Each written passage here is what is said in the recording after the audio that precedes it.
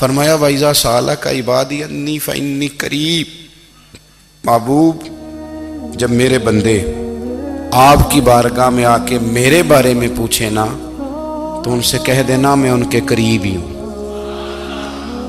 قریب ہی ہوں۔ دلیل کیا ہے؟ یہ جب بھی مجھ سے دعا مانگیں گے میں ان کی دعاؤں کو قبول فرماؤں گا، میں ان کے قریب ہوں، میں ان کے قریب ہوں۔ یہ جب بھی دعا مانگیں گے نا میں قبول کروں گا، میں ان کے قریب ہوں۔ اللہ تبارک و تعالیٰ کے بندے اللہ سے محبت کرتے، رب کی بارگاہ میں جھکتے، اس کو اپنے دکھ سناتے، اس کے پیارے محبوب صلی اللہ تعالیٰ علیہ وسلم کا وسیلہ لے کے اس کے حضور حاضر ہو جاتے، پیشانیاں سجدوں سے روشن ہوتی۔ ہم نا ہر چیز کے لیے وقت نکالتے ہیں، ہر چیز کے لیے، لیکن عبادت کے لیے وقت نہیں نکالتے۔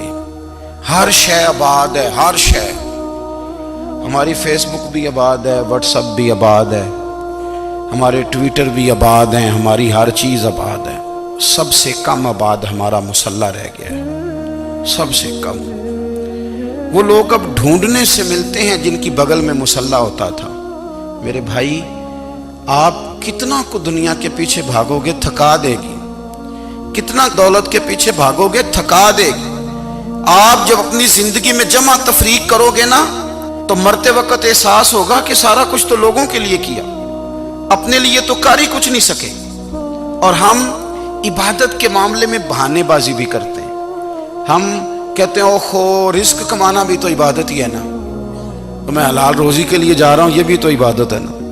میری طرح کے لوگ کہہ دیتے ہیں کہ میں سویرے اٹھ کے مدرسے میں کچھ اسباق دیکھتا ہوں تو یہ بھی تو عبادت ہے، میں بیان کرنے کے لیے مطالعہ کرتا ہوں تو یہ بھی تو عبادت ہے نا، اتنے لمبے سفر کر کے ملک میں دنیا میں گھومتا ہوں تو یہ بھی تو میں عبادت ہی کر رہا ہوں۔ اب اسپیشل نفلوں کے لیے وقت کس طرح نکلے، اسپیشل کر کے تسبیح میں کیسے چلاؤں، میں سارا کچھ ہم بہانے بنا لیتے ہیں نا۔ میرا سوال یہ ہے کہ یہ ساری باتیں صحابہ کو، نبی کریم کو، دیگر لوگوں کو بھی تو پتہ تھی نا، لیکن آپ غور تو کریں 23 سال حضور کو وقت ملا، مختصر وقت ظاہراً تبلیغ کرنے کے لیے، پوری دنیا میں دین بھی پھیلانا ہے۔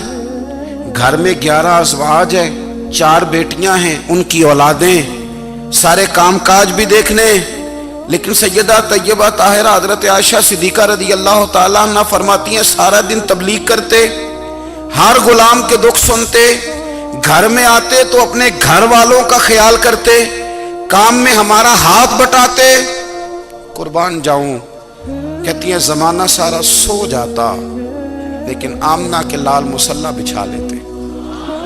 دنیا سو گئی، ساری سب سو گئے، جو خدام تھے، وہ جو غلام تھے وہ سو گئے۔ صحیح مسلم میں لفظ ملیں گے، سیدہ پاک فرماتی ہیں او میرے نبی کے غلاموں، میں نے یہ رنگ بھی دیکھا ہے کہ حضور نے اتنا کھڑے رہے، اتنا قیام کیا، اتنا قیام کیا کہ مقدس پیروں میں ورم آ گئے، سوج گئے پیر، اتنے بڑے۔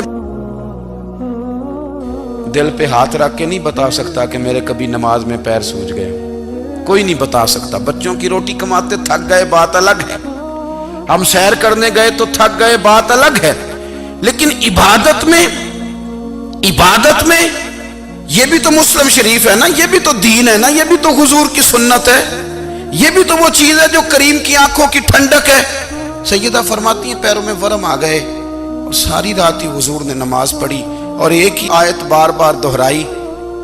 مسجد نبوی میں بلال حبشی نے فجر کی اذان دے دی اور حضور ابھی مصلی پہ تھے، کریم فارغ ہوئے، میں نے عرض کی یا رسول اللہ صلی اللہ علیہ وسلم آپ کے تو صدقے اللہ اگلے پچھلوں کے گناہ معاف کرے گا، تو آپ اتنی آہوزاری کیوں فرماتے ہیں؟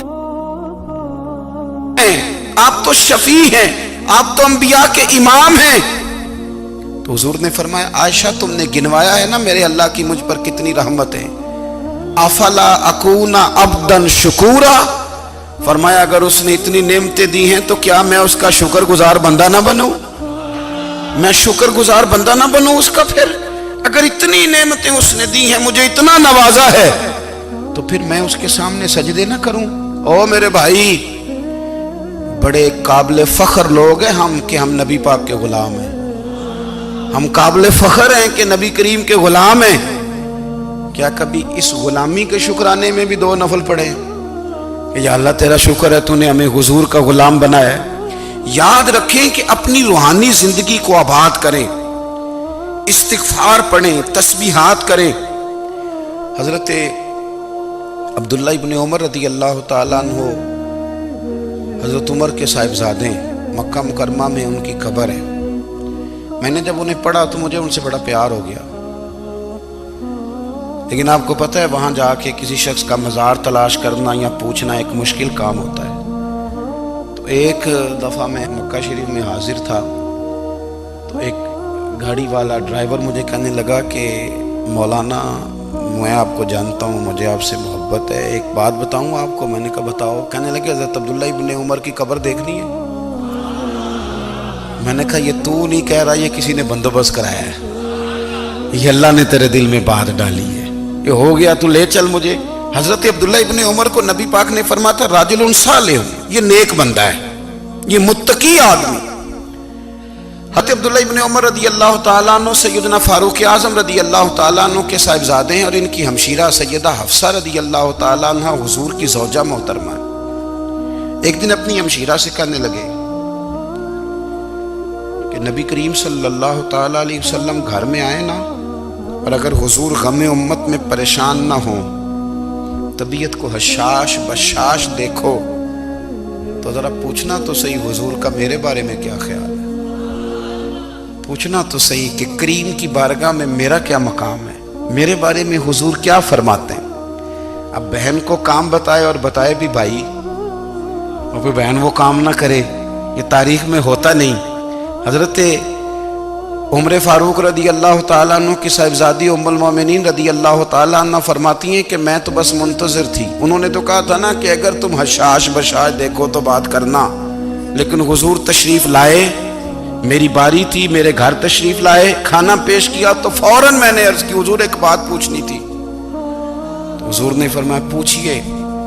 میں نے عرض کی حضور میرے بھائی عبداللہ ابن عمر کے بارے میں آپ کا کیا خیال ہے؟ نوجوانوں میری بات پہ غور کرنا، میرے بھائی کے بارے میں آپ کا کیا خیال ہے؟ تو نبی کریم صلی اللہ تعالیٰ علیہ وآلہ وسلم نے میری طرف دیکھا، اور پھر حضور زیر لب تھوڑا مسکرائے، اور بریلی کے امام کہتے ہیں کہ حضور مسکرا دیتے تھے نا تو جو بڑا دکھی ہوتا تھا وہ بھی ہنس پڑتا تھا۔ اب سوال پیدا ہوتا تھا کہ پھر تو اس مسکراہٹ کے لیے انتظار کرنا پڑتا ہوگا کئی مہینے کہ حضور مسکرائیں تو رونے والے ہنسیں، تو اعلیٰ حضرت فرماتے نہیں، انتظار نہیں کرنا پڑتا، یہ مسکراتے رہنا تو حضور کی عادت ہے۔ جس کی تسکین سے روتے ہوئے ہنس پڑے، اس تبسم کی عادت پہ لاکھوں سلام۔ یعنی یہ تو عادت ہے حضور کی مسکراتے رہنا، اس کے لیے انتظار نہیں کرنا پڑتا۔ بھائیو آپ خیال رکھیں گے، غور کریں گے، حضرت عبداللہ ابن عمر رضی اللہ تعالیٰ عنہ کے بارے میں پوچھا تو سیدہ فرماتی ہیں کہ نبی کریم صلی اللہ تعالیٰ علیہ وسلم نہ زیر لب مسکرائے اور فرمایا حفصہ تیرا بھائی ہے تو اچھا، لیکن میں نے سنا ہے کہ عشاء کی نماز پڑھتا ہے تو فجر تک سویا ہی رہتا ہے۔ او نوجوانوں، 10 بجے تک سونے کی بات نہیں ہوئی، 9 بجے تک سونے کی بات نہیں ہوئی، 11 بجے اٹھنے کی بات نہیں۔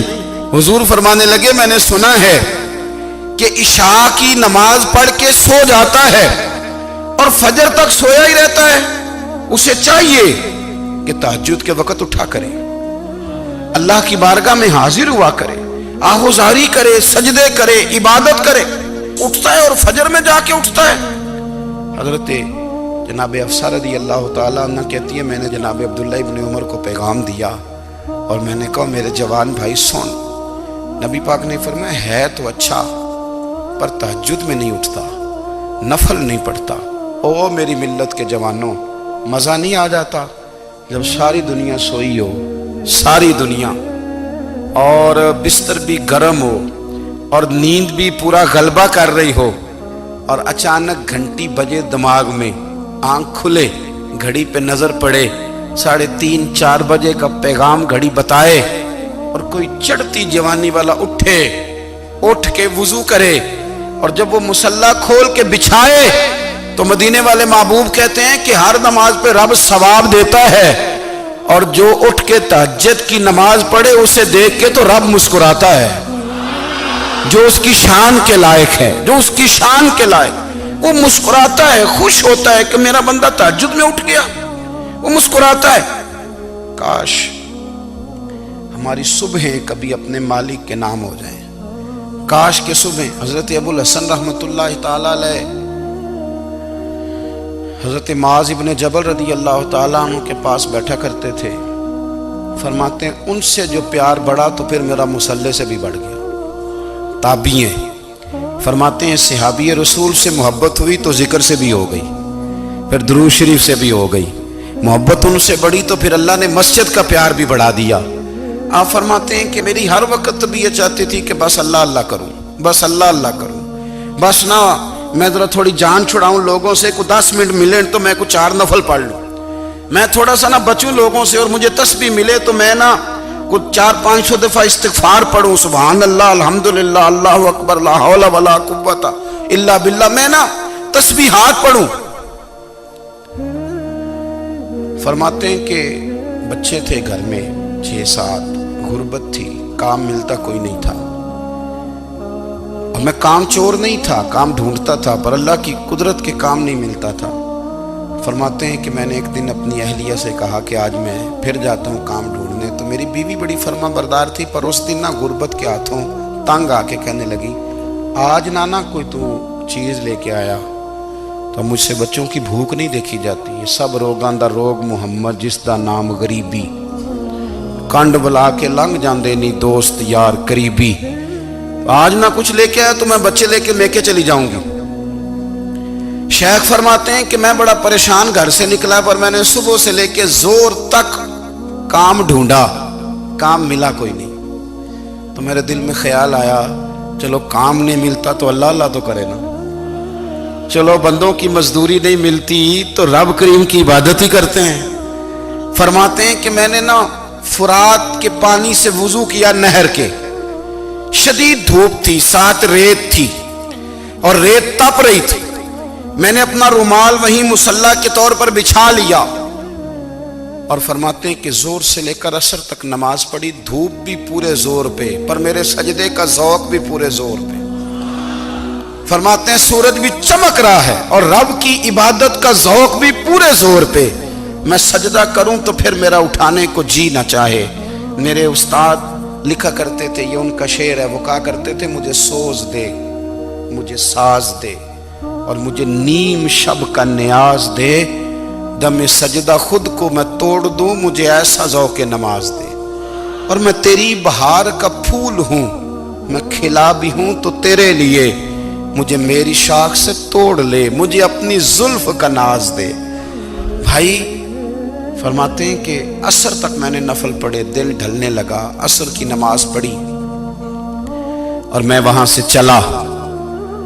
اب میں جب نکلنے لگا تو دل میں خیال آیا کہ چھوٹی چھوٹی دیواریں ہیں گھر کی، بغیر کچھ لیے جاؤں گا تو بیوی دور سے دیکھے گی تو شور کرے گی کہ پھر خالی ہاتھ آ گیا ہے۔ کہتے میں نے اپنے اسی رومال میں جس پہ میں نے نماز پڑھی تھی نا، رومال میں کیا کھیتے پنجابی جو صافہ کہتے ہیں، اسی میں نا میں نے کچھ ریت بھر لی کہ وہ دور سے دیکھے گی تو سمجھے گی کچھ لے کے آیا ہے، چلو جا کے اسے بتا دوں گا کہ آج پھر مزدوری نہیں ملی۔ کہتے ہیں وہ ریت لے کر جب میں گھر میں گیا تو پہلے بیوی دروازے پہ کھڑی ہوتی تھی، پوچھتی تھی خالی ہاتھ آ گئے ہو؟ آج میں نے دیکھا تو ہے ہی کوئی نہیں۔ فرماتے ہیں میں اندر داخل ہوا، سلام لیے، کونے میں نے وہ رومال رکھ دیا اور میں نے آواز دی کہ بھلی مانس کہاں ہو؟ تو وہ کہنے لگی آپ منہ ہاتھ دھو لیں، میں روٹی لے کے آئی۔ میں نے کہا روٹی کہاں سے آ گئی؟ یہاں تو کئی دنوں کے فاقے، تو کئی دنوں کی غربت ہے، یہاں تو اس گھر میں تو فقیری ہے۔ فرماتے ہیں کہ وہ روٹی لے کے آئی اور اس وقت کی جو موجودہ نعمتیں تھیں، سمجھ لیں سلاد، اچار، ہر چیز ساتھ لائی۔ میں نے کہا کہ بچے کہاں گئے؟ کہنے لگی وہ کھانا کھا کے کھیلنے گئے، آپ کھانا کھا لیں آ جاتے۔ کھانا اس نے چن دیا۔ میں نے حیرت انگیز لہجے میں ساری نعمتیں اپنے دسترخوان پہ دیکھ کر کے بیوی سے پوچھا یہ کہاں سے آیا کھانا؟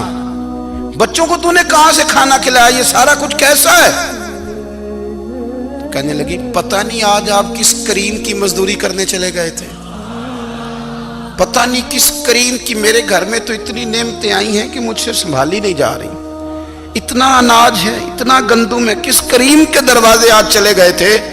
یہ کہتے کہتے وہ اٹھی اور اٹھ کر کے کہنے لگی پہلے ہی بڑا کچھ آیا تھا، اب کیا لے آئے ہو؟ اور جا کر کے نا اس نے وہ ریت والا رومال کھولا، کہنے لگے میں تو لے کے آیا تھا ریت، تو میرے رب نے اسے بھی سونے اور ہیرے بنا دیا تھا۔ جب آپ کی توجہ اللہ کی جانب، میرے نبی پاک صلی اللہ تعالی علیہ وسلم نے فرمایا ہر چیز اپنے رب سے مانگ، ہر چیز مانگ، ہر چیز مانگ۔ یا رسول اللہ کیا کچھ؟ میرے محبوب نے فرمایا تیرے گھر میں نمک بھی ختم ہو جائے تو وہ بھی اپنے رب سے مانگا کر، تو مانگنا وہ تجھے دے گا، تو اس کی بارگاہ میں کشکول طلب دراز تو کرنا۔ اور ترمذی شریف میں عجیب لفظ ہے، رسول کائنات نے فرمایا، رب کریم فرماتے ہیں جب میرا بندہ ہاتھ اٹھاتا ہے نا تو مجھے حیا آتی ہے کہ میں خالی کیسے لوٹا دوں اس کے۔ اتنے بڑے بادشاہ کی بارگاہ میں دعا کی بڑی طاقت ہے۔ میرے نبی پاک نے فرمایا دعا مومن کا ہتھیار ہے، دعا مومن کا، دعا مومن کا۔ حضور نے فرمایا تقدیر کو سوائے دعا کے کوئی چیز نہیں بدل سکتی، دعا مومن کا ہتھیار ہے، یہ کافر کے پاس کوئی نہیں، یہ ہتھیار ہے مومن کا۔ اللہ کرے آپ کو سمجھ آئے، پھر سنیں، کئی بار کہہ چکا ہوں یہ ہتھیار ہے۔ کافر کے مقابلے میں جو تیرے پاس سب سے بڑا ہتھیار ہے وہ دعا ہے۔ دعائیں کرانی چھوڑ دی، کرنی چھوڑ دی، لینی چھوڑ دی۔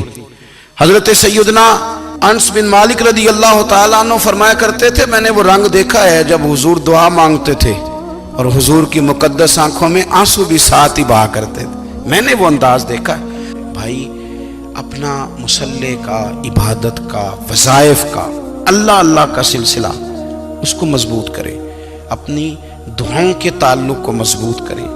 دعائیں بڑے انقلاب برپا کر دیتی ہیں۔ ہم تھوڑے تھوڑے نا جب سے خشک ہوئے ہیں نا، خشک، اور میری تو جماعت ہی صوفیاء کی جماعت تھی، ہم تو داتا علی اجمیری کی جماعت سے، ہم تو خواجہ اجمیری کی جماعت سے، ہم تو شیخ احمد فاروق سرہندی کی جماعت سے، ہم تو صوفیاء کی جماعت۔ ہماری جماعت نے بھی وہ تعلق جو ہمارے بزرگوں نے بنایا تھا۔ بزرگ اللہ کے قریب کیسے جاتا ہے؟ تو ہمارے یہاں نا بہت سارے لوگ کہتے ہیں جی نظر ہو گئی تو کام ہو گیا۔ بھائی جو بخاری مسلم میں طریقہ ہے نا اللہ کا قرب پانے کا وہ تو نفل ہے۔ نبی کریم علیہ السلام نے فرمایا بندہ نفلوں کے ذریعے رب کے قریب جاتا ہے، اور اتنا قریب جاتا ہے کہ پھر اللہ اس کی زبان بن جاتا ہے، اللہ اس کی آنکھیں بن جاتا ہے، کان بن جاتا ہے، ہاتھ اور پیر بن جاتا ہے۔ تو یہ تو عبادت ہے، یہ تو اللہ کی بارگاہ کی حاضری ہے جو آپ کو اللہ کے قریب کرے گی۔